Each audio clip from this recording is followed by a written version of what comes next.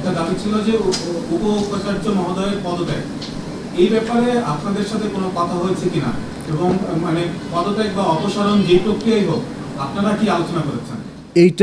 এই বিষয়টা আমরা যেটা হলো যে ছাত্রদের দাবি যেটা সেটাই ওইখানে উত্থাপিত হয়েছে পুরাটাই 6 দফা। তো সেখানে ওই জায়গাটা আমাদের এখতিয়ারের বহির্ভূত, মানে আমরা ওই জায়গায় এটা সিদ্ধান্ত দিতে পারি না। আসলে সিদ্ধান্ত ঢাকা বিশ্ববিদ্যালয় কর্তৃপক্ষ তাদের যে সিন্ডিকেট আছে সেগুলাতে এই বিষয়গুলা সিদ্ধান্ত হয়। তা আমাদের ছাত্রদের যে প্রস্তাবনা দাবি দেওয়া সেটা অবশ্যই এখানে আলোচিত হয়েছে। তো সবগুলা সিদ্ধান্তে যে আসছে এরকম না, ওইটার ক্ষেত্রে আমাদের সীমাবদ্ধতা, ওইটা আমাদের এই বডির এখতিয়ার বহির্ভূত। আমরা সবসময় বলি যে ছাত্র শিক্ষক সম্পর্ক অবশ্যই খুব সুমধুর হওয়া উচিত, এই অর্থে যে যেখানে জ্ঞান দান এবং গ্রহণের বিষয় আছে সেখানে তাদের মধ্যে একটা আন্তরিকতাপূর্ণ সম্পর্ক থাকা উচিত।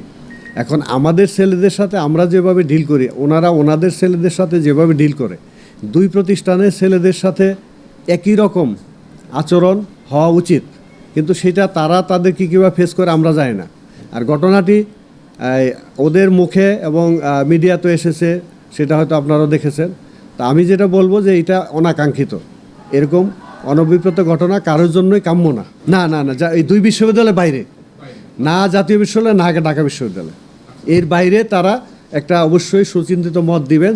যে কমিটি আছে দুইজনকে আমি অন্তত কালকে পেয়েছি, বেশ করে ফায়াজ স্যার এবং তানজিম স্যার, অত্যন্ত কি বলবো, আমি বিশ্বাস করি যে ওনারা খুবই জ্ঞানী মানুষ এবং তারা অত্যন্ত দক্ষ এবং সমাজে অনেক সর্বজন গৃহীত বা সর্বজনের কাছে গ্রহণযোগ্য মানুষ। তারা অবশ্যই এই বিবেচনায় বিষয়টা নেবেন, যাতে এই দুই ধারার মাঝখানে আরেকটি সুন্দর প্রতিষ্ঠান গড়ে ওঠে, যেটি সত্যি সত্যি ছাত্রদের কল্যাণের জন্য কাজ করবে।